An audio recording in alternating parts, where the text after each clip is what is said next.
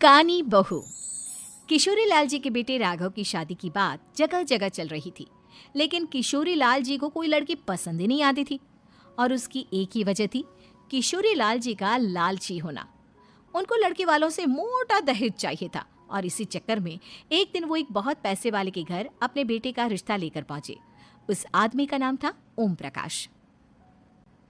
देखिए किशोरी लाल जी, मेरी एक ही बेटी है और मेरी सारी संपत्ति जायदाद सब कुछ मेरी बेटी नैना का ही है। पापा, नाम से लगता है बहुत खूबसूरत होगी। कितना अच्छा नाम है ना, नैना। वैसे बात तो सही है आपकी। अब इतना पैसा है, जमीन जायदाद है, इकलौती बेटी, आप भी क्या करेंगे? सब कुछ उसे ही देंगे ना। बिल्कुल ठीक पहचाना आपने। बस बेटी की शादी और सारी जायदाद उसके नाम। पापा, बिना देखे हाँ कर दीजिए ना। इतना अच्छा रिश्ता फिर कहाँ मिलेगा? माला माल हो जाएंगे हम। मैं अपनी बेटी को बुलाता हूँ। अरे नहीं नहीं नहीं नहीं, आपकी बेटी का नाम नैना है, सुनकर ही लगता है बहुत सुंदर होगी। रहने दीजिए अंकल, मैं तो आपकी बेटी के नाम से ही इतना खुश हो गया हूँ कि उसे बिना देखे शादी करने को तैयार हूँ। अब तो मैं उसका चेहरा सीधे शादी के बाद ही देखूंगा। और इस तरह राघव नैना का चेहरा नहीं देखता और उससे शादी कर लेता है। शादी के बाद अपनी सुहाग रात पर जब राघव नैना का घूंघट उठाकर देखता है तो नैना की आंखें बंद थी। कितने खूबसूरत हो तुम नैना, जरा अपनी आंखें खोलकर मेरी तरफ देखो तो सही। नहीं, मुझे शर्म आती है। अरे, मैंने तुम्हें शादी से पहले भी नहीं देखा, और अब अगर तुम आंखें खोलकर मुझे देखोगी भी नहीं तो मुझे अच्छा कैसे लगेगा? इससे पहले कि नैना अपनी आंखें खोलकर राघव की तरफ देखती, अचानक से लाइट चली गई और राघव नैना को पूरी तरह से देख भी नहीं पाया। अगली सुबह नैना राघव के लिए नाश्ता बनाकर लेकर आई। अरे ये क्या, आधा पराठा सेका हुआ है और आधा बिल्कुल कच्चा। ये तुमने क्या किया नैना? बहू, तुमने क्या आधा पराठा तवे से नीचे लटका कर रखा था, जो आधा सेका है और आधा कच्चा? मुझे जितना दिखेगा उतना ही तो सीखूंगी ना पापा जी।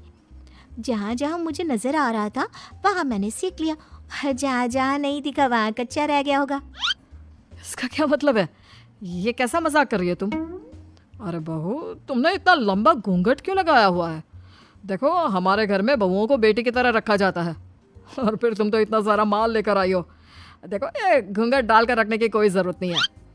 हाँ नैना, पापा जी ठीक कह रहे हैं, तुम तो आराम से रहो, अपना ही घर समझो। नैना अचानक से अपना घूंघट उठा लेती है। अरे ये क्या पापा, नैना की तो एक आंख फूटी हुई है। नाम से नैना, लेकिन ये तो कानी बहू निकली। मेरे साथ धोखा हुआ है, धोखा।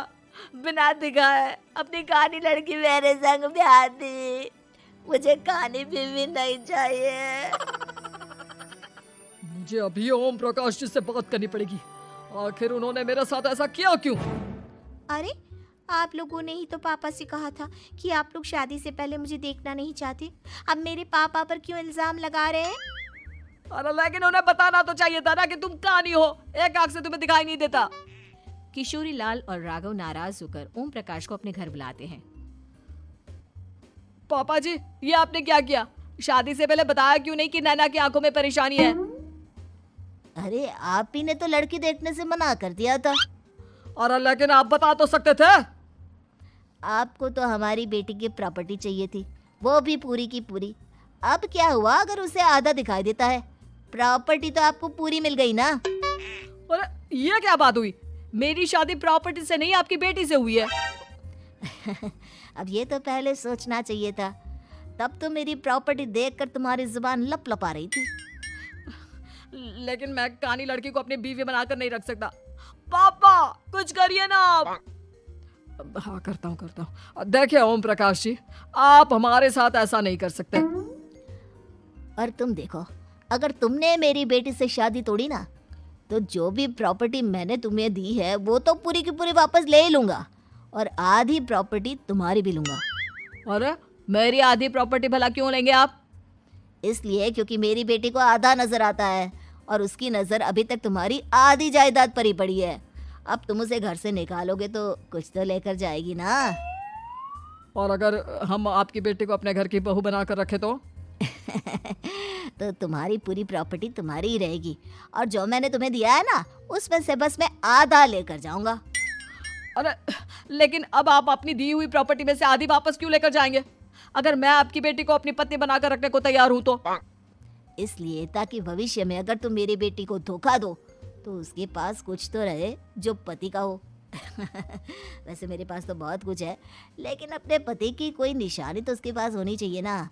अब अगर तुमने मेरी बेटी को कहानी कहा तो तुम्हें प्रॉपर्टी भी कहानी ही मिलेगी, पूरी नहीं। जमाए राजा। किशोरी लाल और राघव समझ चुके थे कि वो बुरी तरह फंस चुके हैं और अब उनके पास वहां से निकलने का कोई चारा नहीं है। अब समझ में आया ना, लालच बुरी बला होती है। एक तो तुम्हें प्रॉपर्टी मिली, ऊपर से बीवी मिली, उसमें तुम्हें नखरे भी दिखाने हैं। आए बड़े, चुपचाप बैठो दोनों। कुछ दिनों के बाद नैना राघव की कार लेकर बाजार घूमने निकलती है और जब कार लेकर वापस आती है, ये क्या, एक तरफ से मेरी गाड़ी पूरी खराब हो चुकी है।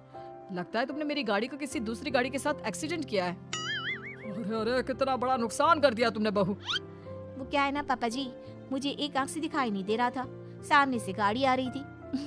मुझे तो सिर्फ आधा ही दिखाई दिया और वो गाड़ी मेरी कार से रगड़ती हुई निकल गई। अब मैं क्या करूं बताओ? आप इसे ठीक कराने के पैसे कौन देगा? तुम्हारे पापा।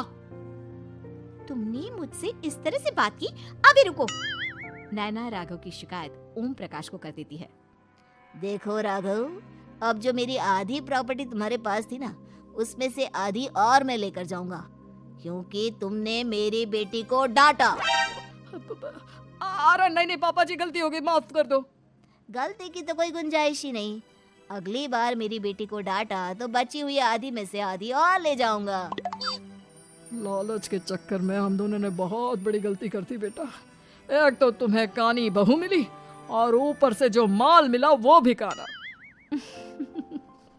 इस तरह राघव की हर एक गलती पर ओम प्रकाश उसकी प्रॉपर्टी का आधा आधा हिस्सा लेकर अपना सारा माल वापस ले गया और राघव को कानी बीवी से काम चलाना पड़ा।